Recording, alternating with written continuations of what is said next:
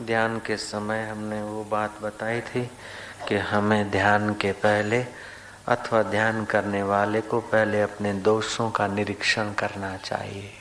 होता है ना सरकारी निरीक्षण भवन, कहाँ गड़बड़ हो रही है उसको चेक करने के लिए आने वाले ऑफिसरों को रहने की जगह को बोलते निरीक्षण भवन। भवन खुद निरीक्षण नहीं करता, लेकिन निरीक्षण करने वाले उस भवन में आकर ठहरते। ऐसे ही तुम ध्यान की जगह को निरीक्षण भवन अथवा इस देह को निरीक्षण भवन मानकर इसमें ठहरो और दोष को निकालने का नोट डाउन करते जाओ। यू मेक योर हाउस निरीक्षण भवन।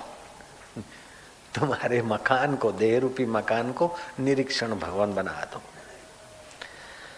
तो किन किन कारणों से दुख होता है, किन किन कर्मों से अंदर में अशांति और ग्लानि घटती है, और किन किन कर्मों से हृदय उल्सित, पवित्र और आनंदित होता है और पुण्य अर्जित होता है। काम करने के पहले पुरुषार्थ, उत्साह होता है। काम करते समय पौरुष होता है। काम जब पूरा होता है तो हृदय में उसका फल प्रकट होता है। हृदय में शांति, आनंद, उत्साह, निष्कामता अगर फलित हुई तो तुम्हारा कर्म सफल हो गया।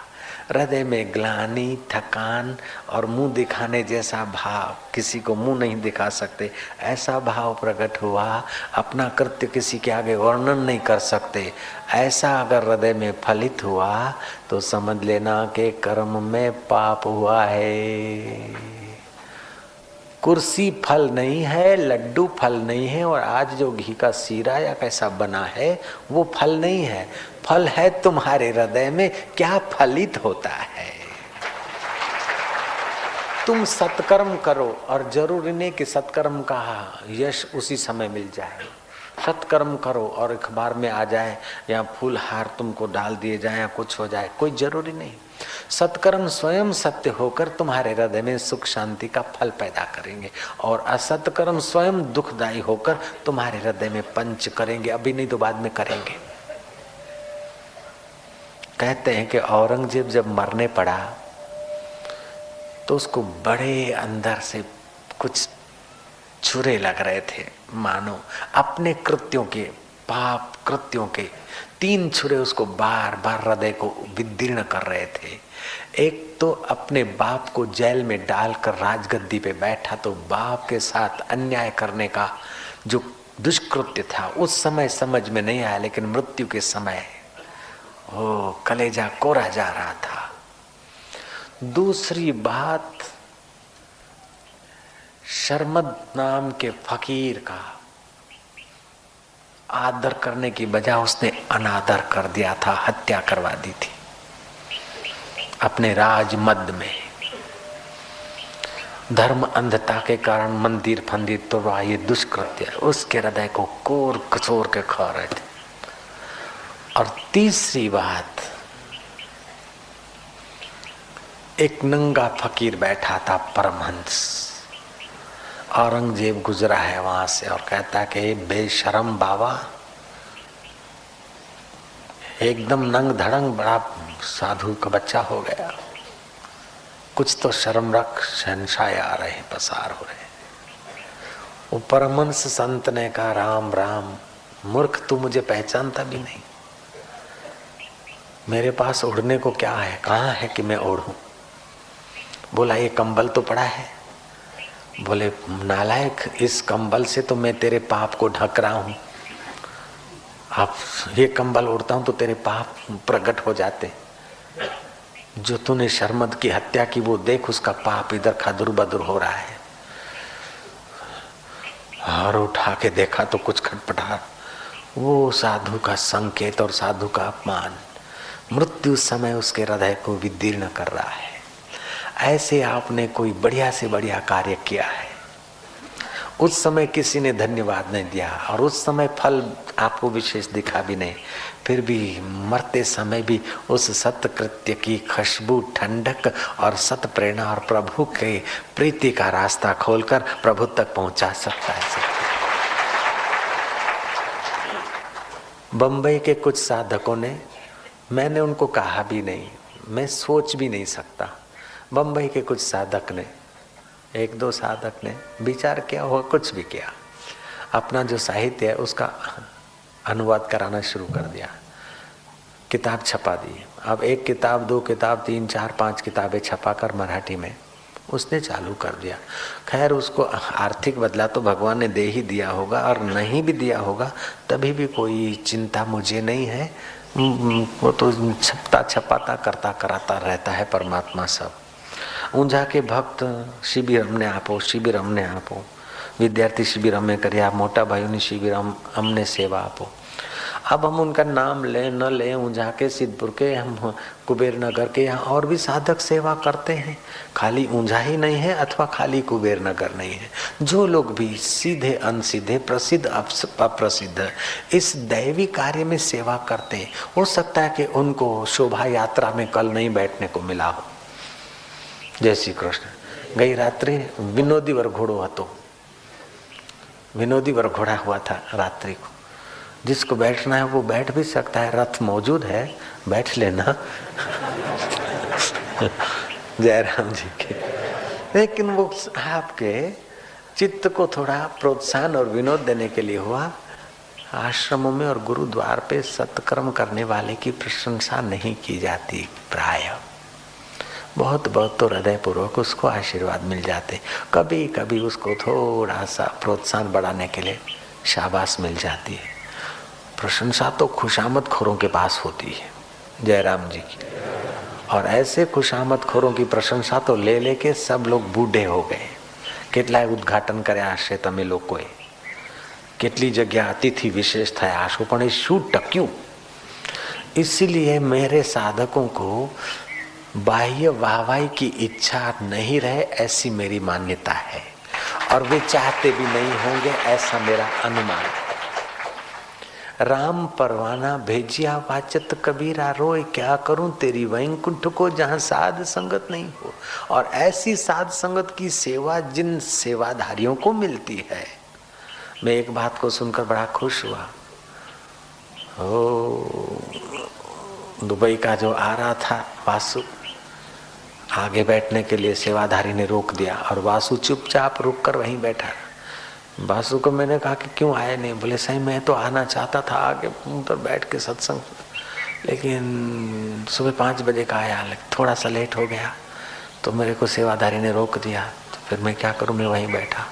मैं दोनों पर खुश हुआ कि सेवाधारी हो तो ऐसा हो, चाहे किंग हो चाहे किंगडम का किंगडम हो, जब सत्संग चलता है तो बराबर है। सेवाधारी इज राइट, और किंग भी राइट है कि अपना वहां बड़प्पन नहीं दिखाया, सेवाधारी की आज्ञा मानकर भी किनारे बैठ गया। ऐसा मेरा साधक सेवक भी मेरे हृदय में अच्छा मान पैदा कर लिया उसने। कबीर की साखी मुझे बहुत ही अच्छी लगती है। मेरो चिंत्यो होत नहीं, हरि को चिंत्यो होय, हरि चिंत्यो हरि करे, मैं रहूं निश्चिंत। मेरो चिंत्यो होत नहीं, हरि को चिंत्यो होय, हरि चिंत्यो हरि करे, मैं रहूं निश्चिंत। आदमी निर्भर हो जाता है, जैसा हरि को अच्छा लगा ऐसा किया। इसमें उसका भी भला है, दादा गया, दादी गई, बेटा गया, उसका भला है, क्योंकि हरि की व्यवस्था है, प्रभु की व्यवस्था है, भला है। मेरो चिंत्यो होत नहीं, हरि को चिंत्यो होय, हरि चिंत्यो हरि करे, मैं रहूं निश्चिंत। आपको भक्ति मिल गई, उसको मुक्ति मिल गई, घाटा क्या पड़ा? जो हुआ अच्छा हुआ, जो हो रहा अच्छा ही है, और जो होगा वो अच्छा ही होगा। ये नियम पक्का है सरकार का। व्यर्थ चिंतित हो रहे हो, व्यर्थ डर कर रो रहे हो। अजन्मा है अमर आत्मा, क्यों आंसुओं से मुंह धो रहे हो? चिट्ठी लिखने के बाद कुछ लोग नीचे ताजा कलम लिख देते कि थोड़ू लख्यू घणू करी जाणजो। थोड़ा लिखा, बहुत करके समझना, और इस पत्र का अहवाल जल्दी से देना। मैं भी आपको कहता हूँ इन 4 दिनों में जो कुछ थोड़ा कहा है सनातन धर्म के, उस सागर से जो कुछ थोड़ी बूंद बोल पाया हूँ, पूरा तो कहाँ बोलेंगे। जो कुछ इस 4 दिन में थोड़ी सी सनातन धर्म के सागर की कुछ बूंदें आपके आगे बोली, वो घड़ी करके समझना और इसका अनुभव का उत्तर अपने दिल में ही एड्रेस लेकर दिल में ही लिखकर पहुंचा देना, पहुंच जाएगा। नारायण नारायण नारायण। मैंने वो बात कही थी कि प्रार्थना हम क्यों करें वो बताऊंगा आपको। कि पहले आप बैठते हैं ध्यान में तो निरीक्षण करिए। पहली बात ये, निरीक्षण के बाद जो दोष आए उनको हटाने का पुरुषार्थ करिए, और हटेंगे सब के सब दोष, ये संभावनाएं कम है। क्योंकि अब दोष इतने पुराने हैं कि आपको चकमे में डाल के भी मन अपनी इच्छा पूरी करवा देगा। न चाहते हुए भी आपसे गलतियां होती रहती हैं। तो आप दुर्बल अपने को मानते तो बलवान का सहारा लीजिए। तीसरा स्टेप, बलवान में बलवान भगवान, भगवान नाम है, भगवान और भगवान के प्यारे संत हैं। तो नाम महाराज से, संत महाराज से, भगवान महाराज से आप प्रार्थना कीजिए, और प्रार्थना से आपको बल मिलेगा तो वो आपको सताने वाले विकार असफल होंगे और आप विजेता हो जाएंगे, ध्यान लग जाएगा। गांधी जी लिखते हैं कि रोटी खाने से भूख मिटती है, पानी पीने से प्यास मिटती है, ये जैसा सत्य है ऐसी प्रार्थना करने से मुसीबतें हटती है और मनोकामना पूरी होती है। प्रार्थना में शक्ति जरूर है।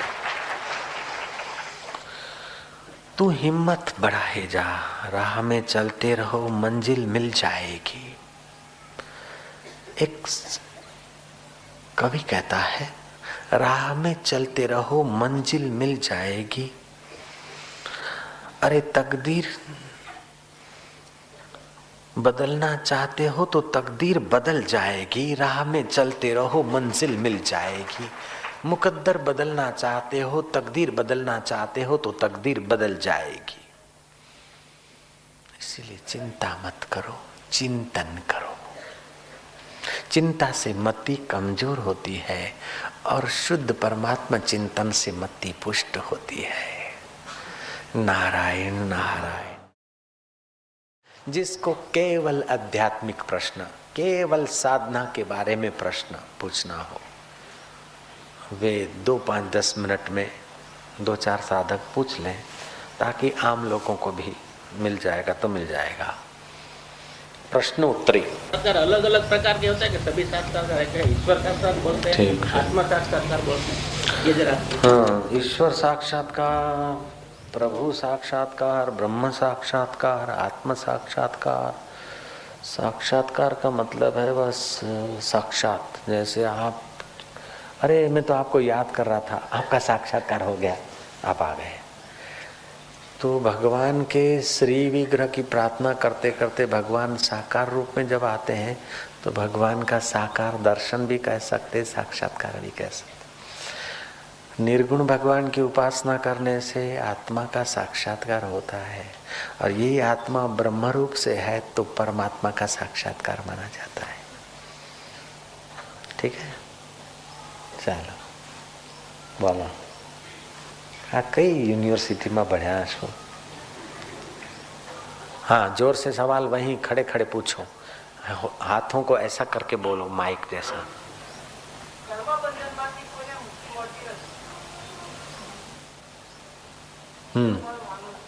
अच्छा, तारू मानવું અમે સ્વીકારતા નથી, બેસી જા।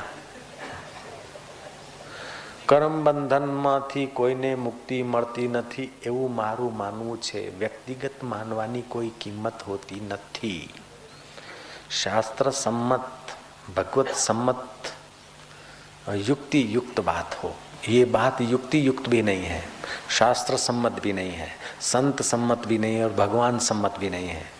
कर्म बंधन से किसी को मुक्ति नहीं मिलती है। अगर कर्म बंधन से किसी को मुक्ति नहीं मिलती तो भजन करने की जरूरत क्या है, प्रार्थना करने की जरूरत क्या है?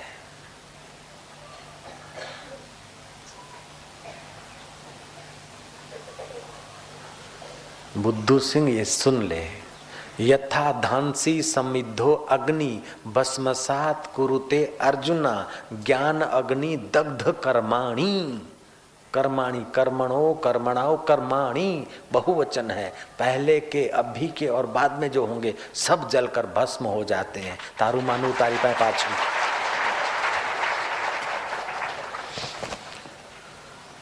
आपके संचित कर्म ढेर पड़े, उसमें से थोड़े कर्म लेकर ये प्रारब्ध हुआ है, शरीर बना, और इसके द्वारा जो कर्म होंगे वो आगामी होंगे। इसीलिए कहते हैं यथा धांसी समिद्धो अग्नि, जैसे लकड़ी महुड़े की हो, साग की हो, धावड़े की हो, सेठ के घर की हो कि गरीब के घर की हो, लकड़ी में आग डाल दो तो फिर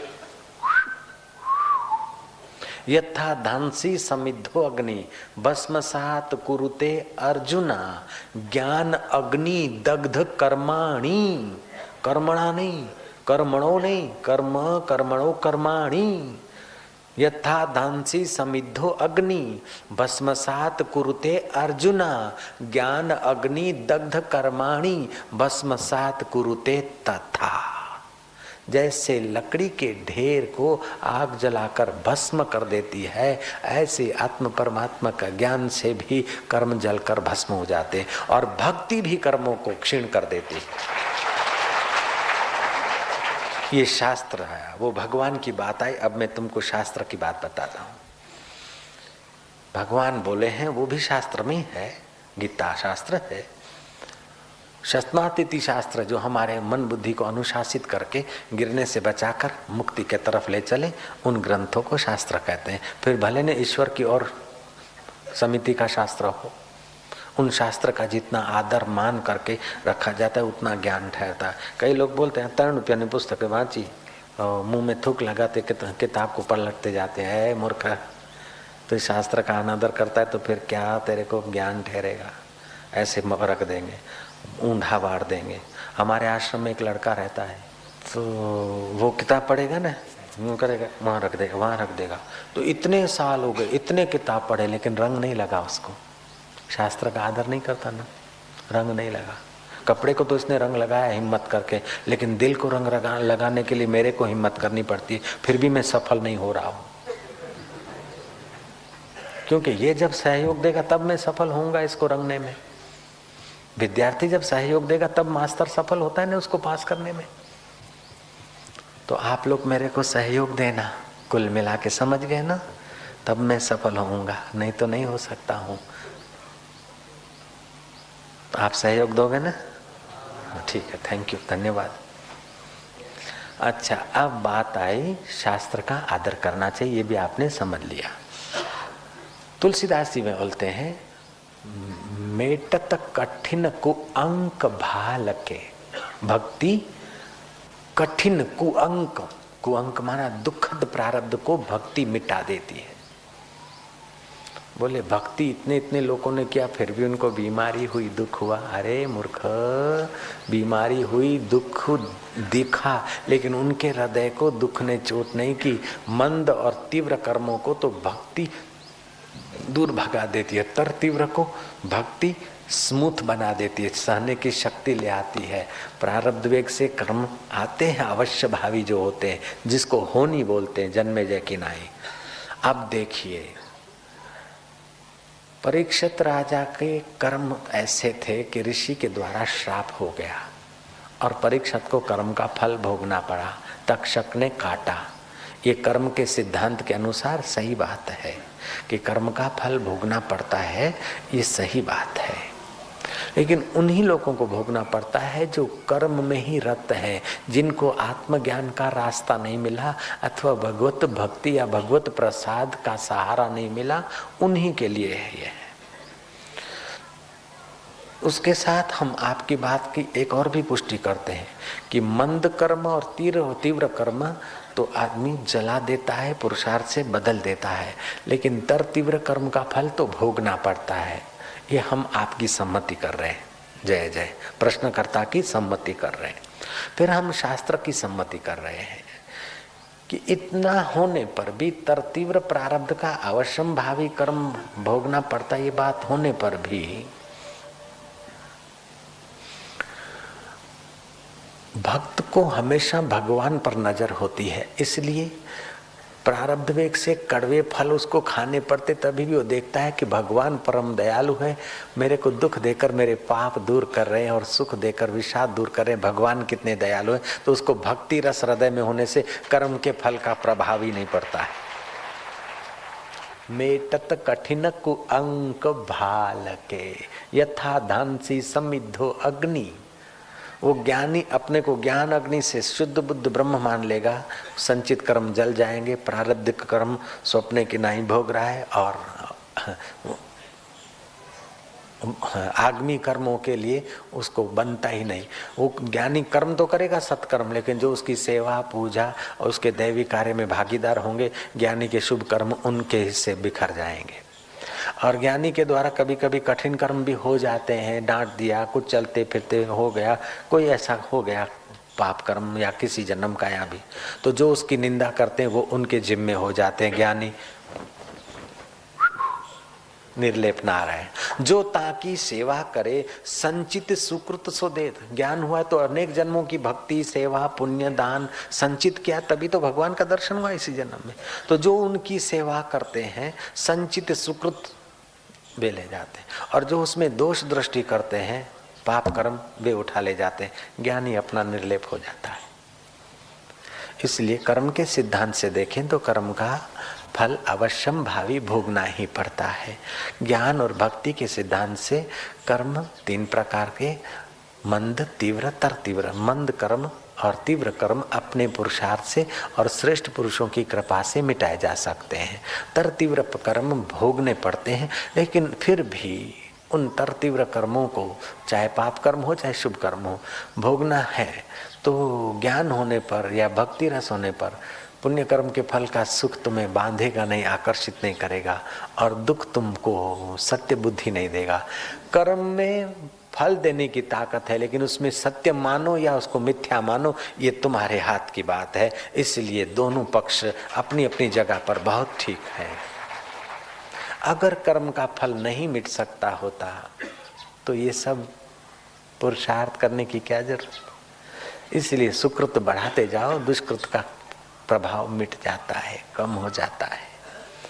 जैसे कल का देना आज कमाकर भरपाई कर सकते हो, कल का अजीर्ण आज के उपवास से मिट सकता है, 10 दिन की बीमारी अभी 2-4 दिन के संयम से मिट सकती है। ऐसे 10 जन्मों के पाप ताप इसी जन्म के संयम नियम दान पुण्य व्रत सेवा से मिट सकते हैं। और जो न मिटे ऐसे हैं तो वो धुंधले हो जाते हैं, प्रभाव उनका कम हो जाता है। चलो तीसरा प्रश्न। कैसा प्रश्न करता? कर्म का प्रश्न करता। खड़ा हो जा, ठहर। अब तेरे को संतोष हुआ? ठीक, तेरे को संतोष हमको संतोष। नाराज मत हो ना दोस्त।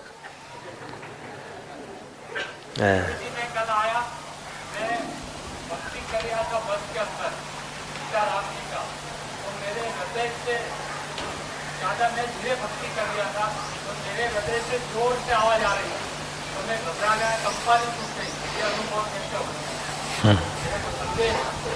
अच्छा, भी पहले ठीक है, बैठ जा। हाँ, सबसे मेरे को ग्लानि बहुत लगी, और वैसे पहले से मैं मनोमन आरती और भगवान की भक्ति करता हूँ। ठीक है, ठीक है।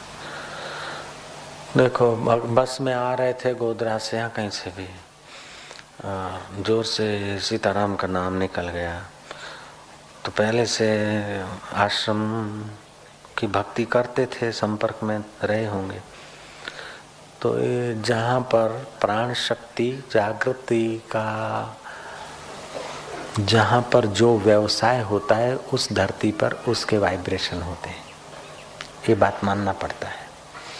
तो जहाँ पर चित्त शक्ति जागृत का शक्तिपात साधना का व्यवसाय है और जिनके पास ऐसा होता है उनके संपर्क में आने से अपनी सुषुप्त भक्ति जल्दी फलित होने लगती है। जल्दी फलित होने से अपना मन और प्राण ऊर्ध्वगामी होता है। तो हम न भी चाहें तभी भी मन से कभी न कभी जोर से आवाज निकल जाता है, रुदन निकल जाता है, नृत्य निकलता है। भागवत में एक श्लोक आता है, भगवान कृष्ण उद्धव को कहते हैं वाग गदगदा, कभी वाणी गदगद हो जाएगी। आप करने बैठो तो नहीं करोगे। सुबह जो लोग बैठे थे उनको बोल 10-10 हजार रुपया दे और बोलो कि रो, तो सुबह जो रोए थे ऐसा दूसरी बार नहीं रो सकते। सुबह जो रो रहे थे आपको पैसे दे कि आज सुबह जैसा रोए थे ऐसा भी रो के दिखाओ, नहीं रो सकते आप, आर्टिफिशियल हो जाएगा। तो जब आदमी की थोड़ी बहुत भक्ति की हुई और किसी संत भगवंत के प्रति श्रद्धा है तो भक्ति में रंग आ जाता है। भक्ति में रंग आ जाता है तो जाने अनजाने हमारी कुंडलिनी शक्ति जागृत होने के पहले प्राण उत्थान होता है। जैसे शादी के पहले मंगनी होता है ना, बोले बाबा जी लवर लवरी तो मंगनी नहीं करते, ऐसे ही शादी हो जाता है। नहीं, पहले वो डेट फिक्स करते हैं। लव मैरिज करने के पहले लव होता है, बाद में लव मैरिज होता है। वहां भी तो मंगनी तो हो गई ना जयराम जी की। ऐसे ही कुंडलिनी शक्ति जागृत होने के पहले प्राण उत्थान होता है, और प्राण उत्थान होता है तो कभी वाणी गदगद होती है। भगवान कृष्ण ने कहा उद्धव को, वाग गदगदा द्रव्यते यस्य चित्तम, कभी चित्त द्रवीभूत हो जाए, न बोलना चाहे बोल ले, भगवान का नाम न करना चाहे, ऐसा भगवत भक्ति का एक्शन हो जाता है। वाग गदगदा द्रव्यते यस्य चित्तम हसति क्वचित, कभी हंसने लगता है। रोदति भीक्षणम, कभी डरा दे ऐसा भी रोने लगेगा। उद्गायंती, कभी जोर से चिल्लाता है, गाता है। बिलज्जे, लज्जा छोड़कर कभी नाचता है। वे वही बैठा છે કે આવા આપણે ઉદ્યોગપતિ છે, લોકો શું કહેશે, કંઈ નહીં। જ્યાં સુધી ઉદ્યોગપતિ બનીને રહે ત્યાં સુધી પેલો રંગ લાગે નહીં, અને રંગ જો ફોર્સ મારે તો ઉદ્યોગપતિનું પેલું અહમ ટકે નહીં। લો,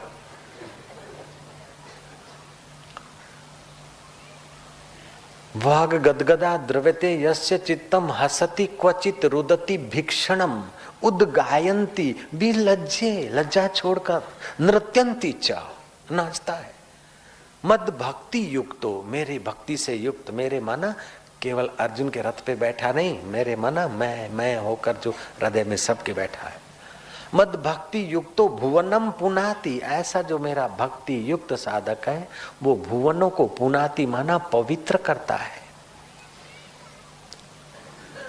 भुवनों को पवित्र करता है, केवल उस धरती को नहीं, उसको छूकर जो भुवनों में हवा जाती है उस हवा से भी पवित्रता का प्रसार हो जाता है।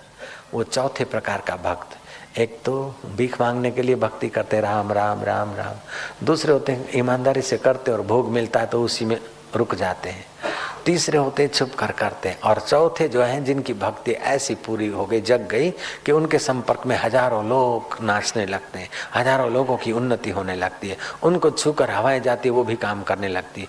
ऐसा भक्त भुवनों को पवित्र करने वाला होता है।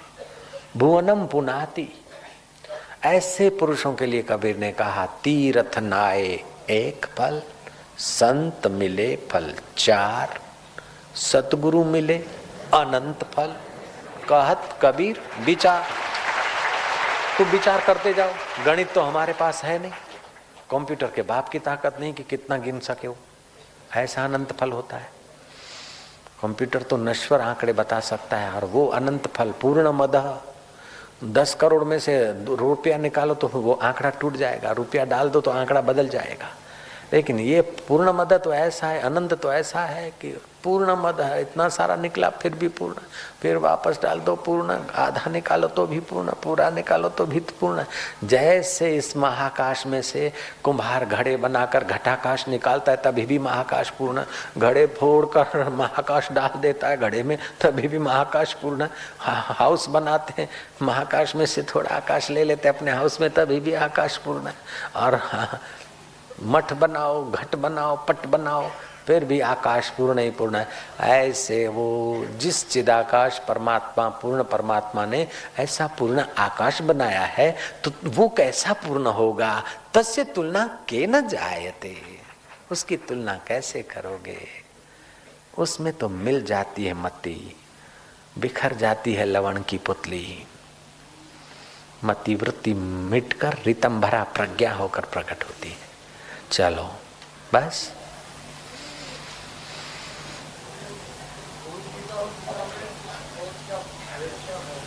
गुरु गीता में और गीता में क्या भेद है?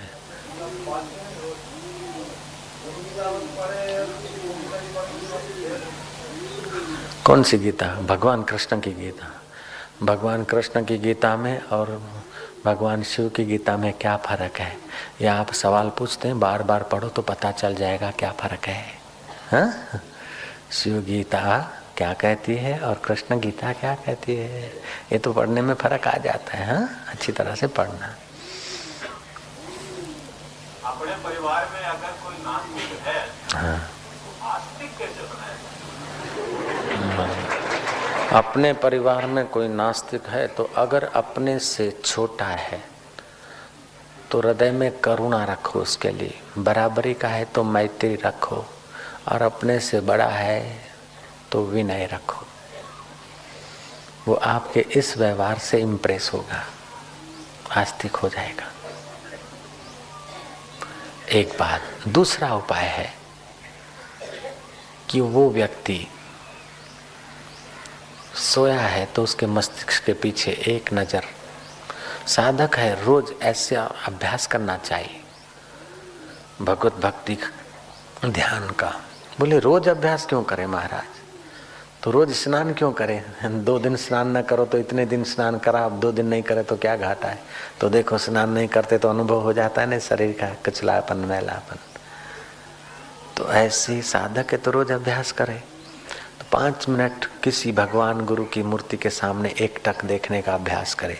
फिर जो नास्तिक है उसको आस्तिक बनाने के लिए उसके मस्तक के पीछे उन्हीं आँखों को स्थिर करे और ऑटो सजेशन दे कि कह दे राम, आश्रम चल, सत्संग कर, भगवान को मान, नहीं तो ठीक नहीं है, बड़ा दुख होता है, नरकों में पड़ना पड़ता है, भगवान की शरण ले, ईश्वर के रास्ते चल, हो जाएगा।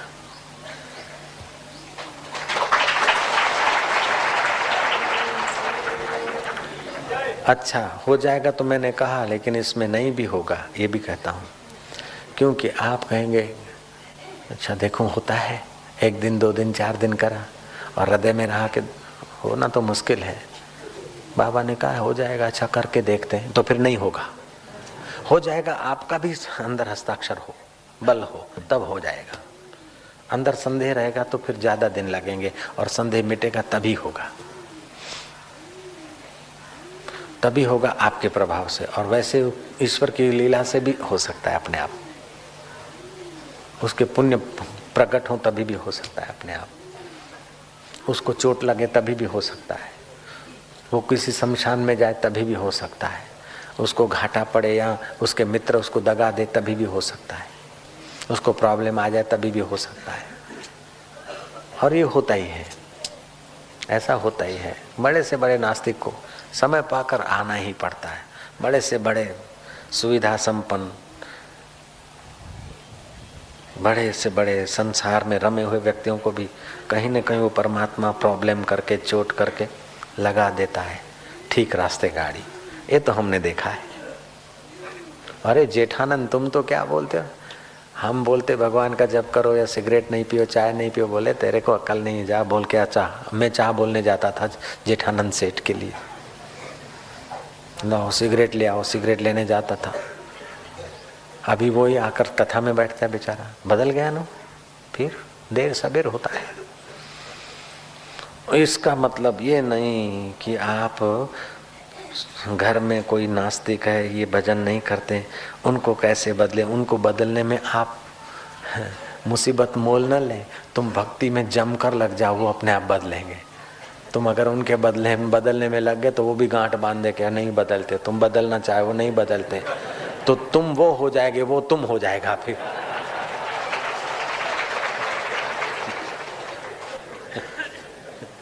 क्योंकि तुम उसका चिंतन करोगे तो उसका स्वभाव तुम्हारे में घुसेगा, और नहीं करते हुए तुम्हारा चिंतन करेगा, तुम्हारा स्वभाव वहां जाएगा। बुद्ध के पास 2 भक्त गए, बोले महाराज ये मेरा मित्र सारा दिन बिल्ली के साथ खेलता है, मिनी मिनी करता है, रात को सोता है तो भी मिनी को पलंग पर सुलाता है, प्यार करता है मिनी मिनी को, ये दूसरे जन्म में मिनी होगा ना। दूसरे मित्र ने कहा महाराज मेरी भी बात सुनिएगा, ये कुत्ता को साथ रखता है, पालता है, पोषता है, सारा दिन लालिया लालिया लालिया करता है, तो मेरा मित्र लालिया नहीं होगा, बुद्धने का नहीं होगा। ये लालिया लालिया करता है ऐसा तू चिंतन करता है, इसलिए लालिया तेरी खोपड़ी में है, उसके तो रसोड़े में है। और मिनी मिनी मिनी ये करता है ऐसा बोलता है, तो मिनी मिनी उसकी खोपड़ी में है, तेरे तो बिस्तर पर है, उसकी खोपड़ी में, इसलिए वो मिनी बन सकता है और तू लालिया बन सकता है। ये भी सिद्धांत हमको तो सही जैसा लगता है। इसलिए चिंतन भगवान का करो और सेवा संसार की करो। सेवा करो, भुला दो, नेकी कर, डाल कुएं में, उसका फल ज्यादा होता है, बल ज्यादा होता है। हाँ चलो और बोलो। ध्यान करने में बैठते हैं तो अंतर्मुखी नहीं हो सकते हो, प्यार बढ़ाना चाहते हैं गुरु जी से, अंदर गुरु जी को दिखाते हैं, याद करते हैं, मगर प्यार बढ़ता नहीं। तो अंतर्मुखी होने के लिए और प्यार बढ़ाने के लिए आहार सात्विक पर ध्यान दें, जप करें, नियमित बैठें। प्यार बढ़ाने की कोशिश करते हैं तो नहीं बढ़ता, तो कोशिश छोड़ो, कोशिश ही मत करो, चलो बैठे, जो तेरी मर्जी। हम तेरे से प्रीति करना चाहते हैं लेकिन हो नहीं रही, हम तेरे से प्रीति करना चाहते हैं, हो नहीं रही, अब तू ही बता मैं क्या करूं, तू ही बताना बताना बताना बताने करते करते पिघल जाएगा मन। चलो बोलो। और नहीं होता है प्यार तो झूठ मूठ में नाचो, कीर्तन करो, झूठ मूठ में। जैसे झूठी हंसी भी देर सबेर सच्ची हो जाती है, ऐसे झूठा मूठा। और पहले तो झूठा मूठा एक दूसरे को देखते हैं लवर लवरी, फिर पक्का प्यार हो जाता है और भाग जाते।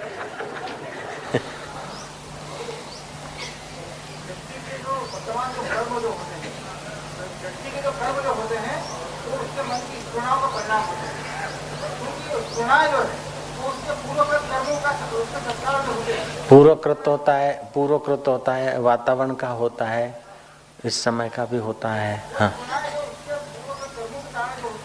हाँ हाँ, तो स्फूर्णा होती है, फिर उस स्फूर्णा को महत्व दे न दे, उस स्फूर्णा को अमल में लाए न लाए, उसके हाथ की बात है।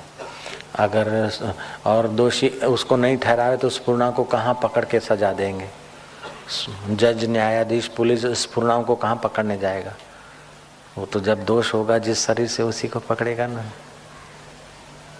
अगर ऐसा नहीं बोले ये अगले जन्म का शत्रु था और अभी हमारा आपस में लड़ाई झगड़ा हो गया और इसने मेरे को मारा, मैंने इसको मार दिया, तो ऐसा करके दूसरे लोग भी तो छूट सकते हैं। इसीलिए हमेशा दंड वर्तमान नीति के अनुसार वर्तमान शरीर को ही दंड दिया जाता है, उसमें परलोक की नीति नहीं लगाई जाती है।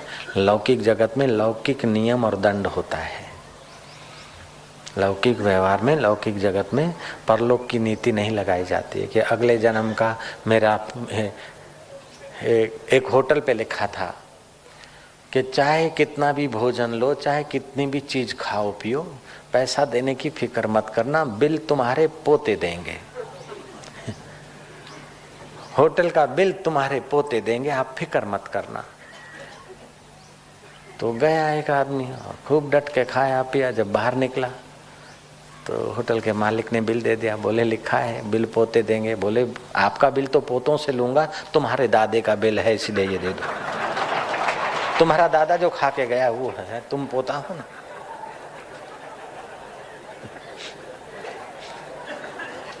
हुई तो वही की वही बात हुई, वर्तमान में ही बिल तो लेना पड़ेगा।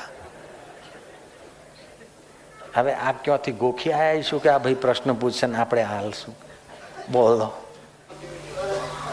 ઈશ્વર સર્વત્ર છે। હા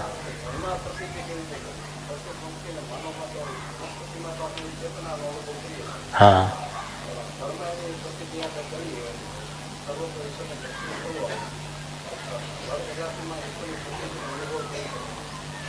अच्छा बैठो।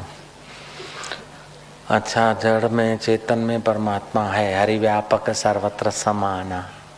ईश्वर સમાન રૂપમાં છે। જળમાં ઈશ્વર ઘન સુષુપ્તિ રૂપે છે, વૃક્ષોમાં ક્ષીણ સુષુપ્તિ છે, મનુષ્યોમાં સ્વપ્ન અવસ્થામાં છે અને જ્ઞાનીમાં ઈશ્વર જાગ્રત છે। હવે આપણે એમાં બધામાં ઈશ્વરનો અનુભવ કઈ રીતે કરીએ? કે બધામાં ઈશ્વર છે એ વાતને સમજી અને મનન કરીએ અને ઈશ્વરને પ્રેમ કરીએ તો એ પ્રગટ થવા લાગે. જડ ચેતન જીવ જગ સકલ રામમય જાને, ઈશ્વર વ્યાપક સર્વત્ર સમાના, પ્રેમ તે પ્રગટ હોવઈ મેં જાના.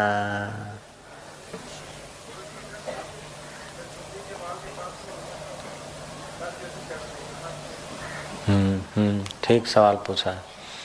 चोटी के पीछे से या आगे से कभी नस चढ़ रही, कुछ चढ़ रहा है, कमर से कुछ चीटी जैसा सा चढ़ रहा है, ऐसा सब अनुभव होगा.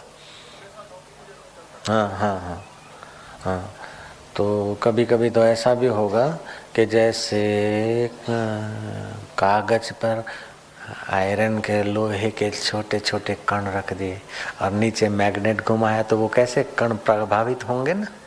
कभी कभी ऐसा भी हुआ था, मेरे को भी होता, कईयों को होगा.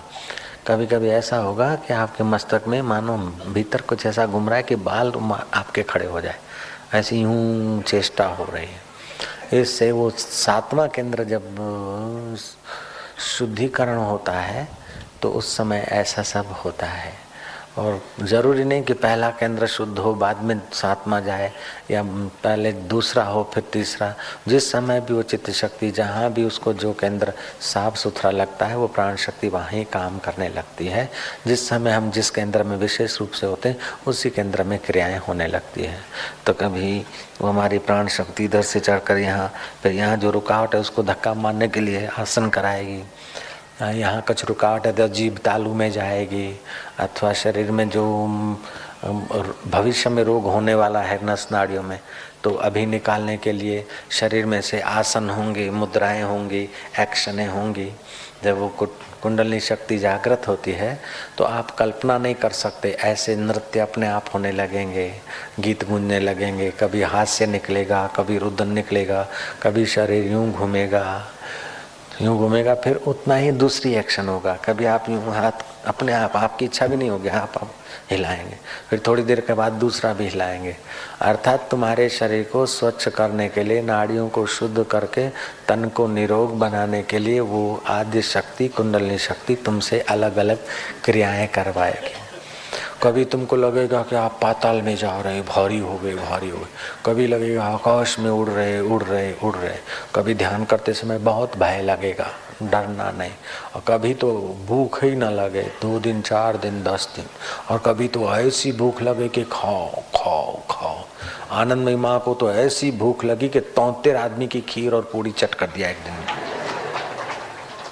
और नर्मदा किनारे चाणोद करनाली नाव में बैठकर दर्शन को जा रही थी और ऐसा भगवान जड़ चेतन में भगवान ऐसा भाव आ गया, ऐसा भाव ने फोर्स पकड़ा कि वो चालू नाव में से कूद के नर्मदा जी को आलिंगन करने गई, गिर पड़ी उसमें. गौरांग भी एक बार तालाब में गिर गए थे. लेकिन इस एक्शन में सच्चाई से अगर ये एक्शन होती है, कहीं आदमी गिर पड़ता है पानी में, तालाब में, धरती पे, उसकी रक्षा फिर वही चित्त शक्ति करती है. इसीलिए आज सुबह बाहर के लोग नहीं थे, शिविरार्थी थे.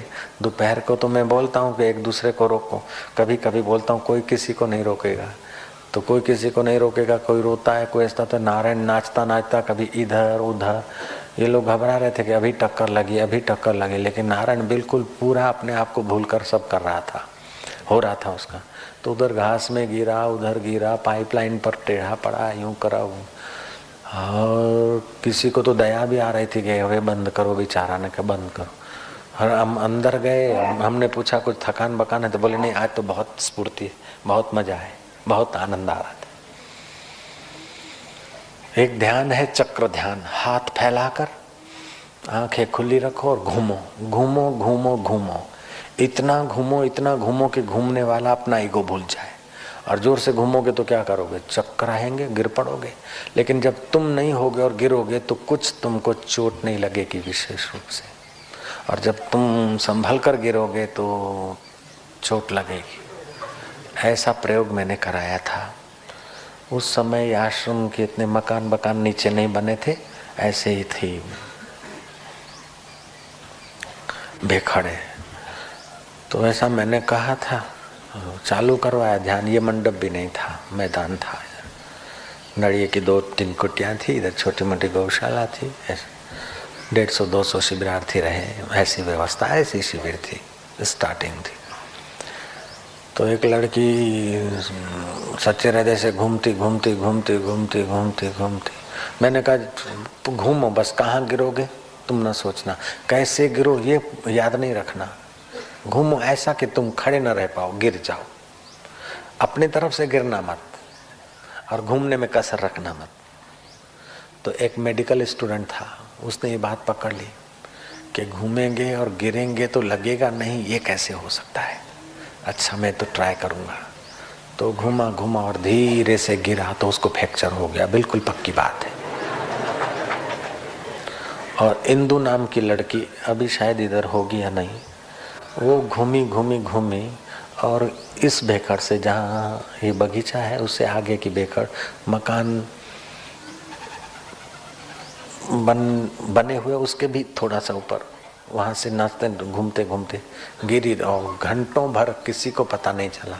बाद में गिनती किया, जांच किया, कोई गिर के कहीं इधर उधर तो नहीं गया, तब फिर पता चला और उसको उठा लाए, कुछ भी नहीं लगा, अभी तक जिंदी है, फ्रैक्चर भी नहीं हुआ। तो जब आदमी ईगोलेस हो जाता है तो वो जीवन दात्री जगदम्बा ईश्वरी शक्ति उसको फिर संभाल लेती।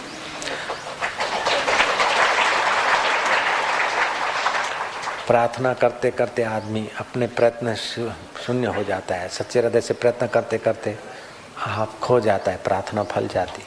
फिर नर्मदा में से धक्का मार के कोई निकाल आता है, साबरमती के उस डूबती हुई नैया को उठाकर बाहर निकाल देता है।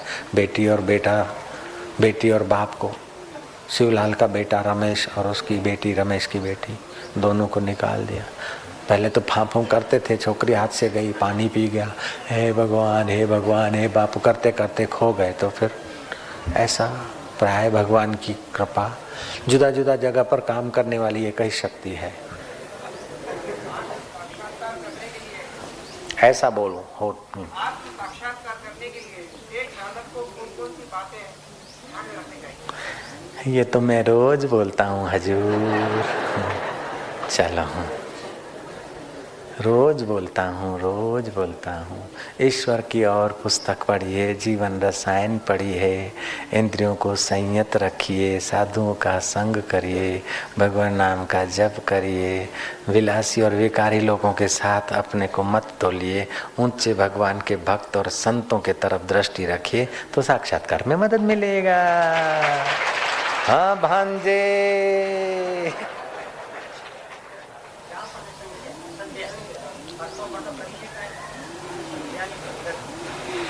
संध्यानी पद्धति तो ब्राह्मण पद्धति से संध्या की पद्धति हम पहले थोड़ा बहुत करते थे घर में, अब तो फिर मानसिक हम कर लेते हैं। और आजकल के झपाटा युग में तो उस संध्या का समय हाथ पैर धोकर 3 घूंट पानी पी लिया, और हो सके तो जलाधारी हो, जलाशय हो, थोड़ा बर्तन हो, वहीं जल अर्घ्य दिया सूर्य नारायण को, दाएं नथुने से श्वास लिया, रोका, बाएं से निकाला, बाएं से लिया, दाएं से प्राणायाम किया। वो जल देने की व्यवस्था न हो तो मन ही मन कर लिया, प्राणायाम कर लिया और जप कर लिया। अब दूसरा सवाल है कि हरते फिरते संध्या कर सकते हैं? अगर बैठ के कर सकते हैं तो अच्छा है, नहीं कर सकते तो फिर हरते फिरते भी करो। भागता चोरनी लंगोटी हारी, એનું હાથ ના પકડા, બીજું કઈ ના પકડતે, અમે હાથ ના કરીને પકડો કે મનવા ભાઈ ને।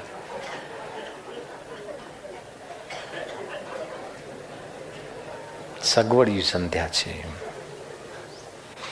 चलो देखो, इन सब काम करने में अपने मन की प्रीति होनी चाहिए। फिर हरता फिरता भी कर लो तो ठीक है, और बैठ के भी करो ठीक है। आपके मन को हो समझ जाए कि करना चाहिए। एक राजा ने कायदा पास किया था कि जो आदमी त्रिकाल संध्या नहीं करेगा, सूर्योदय के समय संध्या नहीं करेगा, उसको देश बट्टा दिया जाएगा, देश निकाली दी जाएगी, तड़ी पार ऑर्डर। सब लोग घबरा के संध्या करते थे। एक ब्राह्मण गया, उस जमाने में ये लेट्रिन बाथरूम की सिस्टम कम थी, लोग लोटा लेके जाते थे जंगल में। तो ब्राह्मण देर से उठा था, लोटा लेके जा रहा था, कल जो खाया था उसको छोड़ने को। जो मिलता है उसको छोड़ना पड़ता है, ये प्रकृति का नियम है। कितना भी तुम संभालो, जैसे खाया हुआ नहीं छोड़ा तो परेशान हो जाएगा, ऐसे ही मिला हुआ नहीं छोड़ा तो परेशान रहेगा। इसीलिए मृत्यु आती है, आदमी हाथ से नहीं छोड़ता तो मृत्यु छुड़ा देती है, फिर ताजा जीवन, फ्रेश जीवन शुरू हो जाता है। जे મળે છે છોડવું જ પડે છે। લ્યો महाराज वो ब्राह्मण गया लौटे जाने, देव योग से राजा घूमने के लिए निकला था और देखा कि वो राजा आ रहा है। ब्राह्मण के तो प्राण संकट में कि राजा देखेगा कि अभी लौटे जाता है तो संध्या कब करेगा, देश बट्टा दे देगा, तड़ी पार कर देगा। ब्राह्मण बैठ गया, वही लोटा रख दिया। अपवित्रो पवित्रो वह संध्या ऐसे की जाती है, पवित्र अवस्था हो चाहे अपवित्र अवस्था हो, लेकिन हम भगवान पुंडरीकाक्ष को स्मरण करके छींटे डालते, हम पवित्र हो रहे। अपवित्रो पवित्रो वा सर्वावस्थां गतो विवाह ये स्मरेत पुंडरीकाक्षं आभ्यंतरम बाह्यम शुचि इति अतः प्रातः संध्या करिष्ये। राजा खड़ा रहा घोड़ा, वो ब्राह्मण संध्या करने लगा, राजा देखने लगा। राजा के गले बात नहीं उतरी कि ये संध्या इधर। बोले ब्राह्मण क्या कर रहे हो? बोले कायदे की संध्या कर रहा हूँ।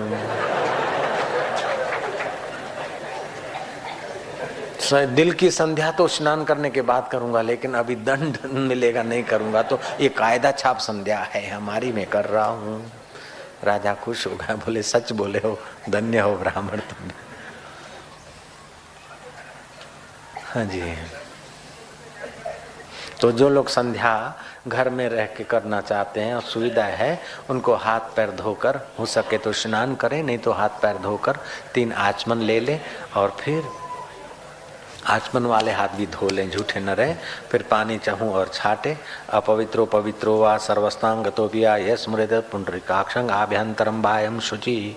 अपने उस धरती को, तन को, वातावरण को शुद्ध बनाने का संकल्प करके फिर वो प्राणायाम, अर्घ्य आदि देकर 5 माला 2 माला जप करे, ध्यान करे। ऐसा संध्या कर सके तो अच्छा है, नहीं तो केवल पानी के 3 घूंट ले ले, हाथ पैर धो ले, आँख को, कान को पानी छुआ दे, ऊपर छंटा मार दे और फिर संध्या करे, ऐसा भी हो सकता है। देखो अपने धर्म में विकास की महत्ता है और साधन जिस साधन से भी हो और उसके बदले दूसरा साधन से भी होता है, नहीं के बदले दूसरा साधन से होता है तो भी सम्मति है। जैसे आप श्राद्ध करिए, आपके पास धन संपत्ति है तो पितरों का श्राद्ध करिए, आपका कुल में अच्छे बेटे आएंगे, अच्छा परिवार चलेगा, पितर संतुष्ट रहेंगे। तो लूले लंगड़े ऐसे वैसे कोढ़ी ऐसे बच्चे नहीं जन्मेंगे। संयम और पितरों की पूजा से कुल में अच्छे तेजस्वी संतान आती। अच्छा, आपके पास श्राद्ध करने की योग्यता नहीं, धन दौलत नहीं किसी आदमी के पास, तो कम से कम वो सूर्य नारायण को अर्घ्य दे।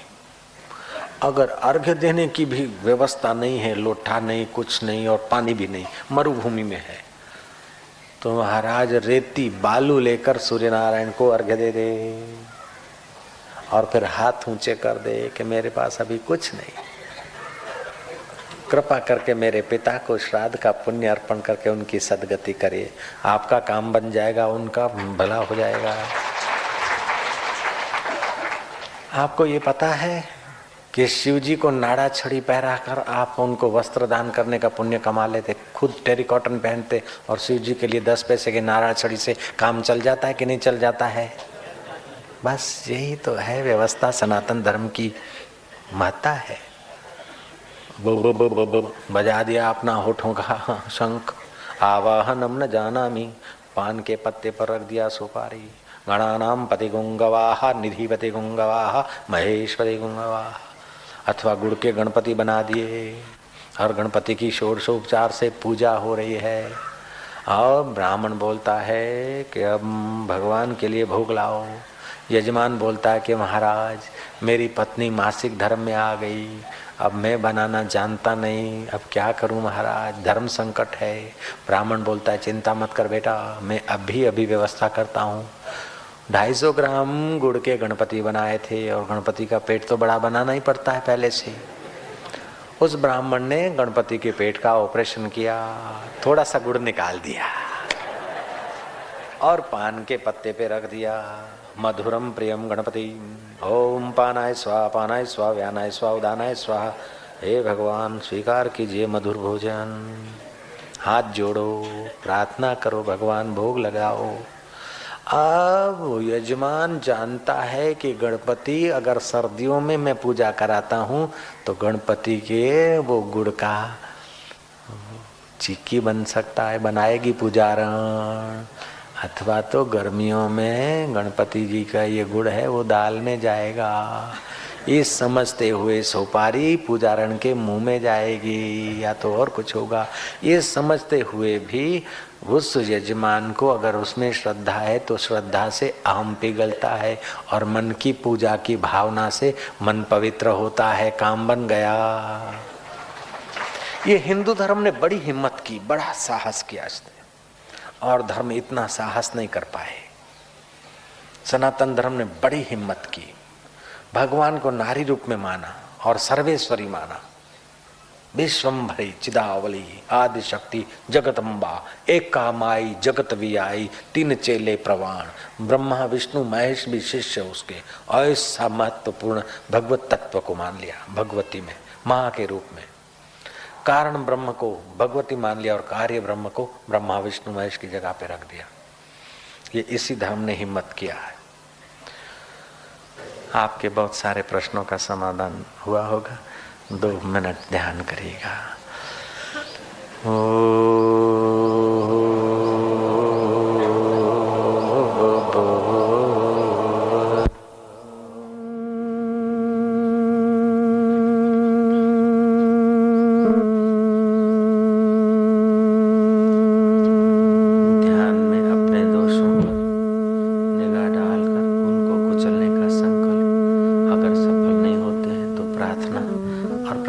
जप सुमरण श्रेष्ठ की सहायता, ऐसा उत्साहपूर्वक पुरुषार्थ करने वाला साधक सफल हो जाता है।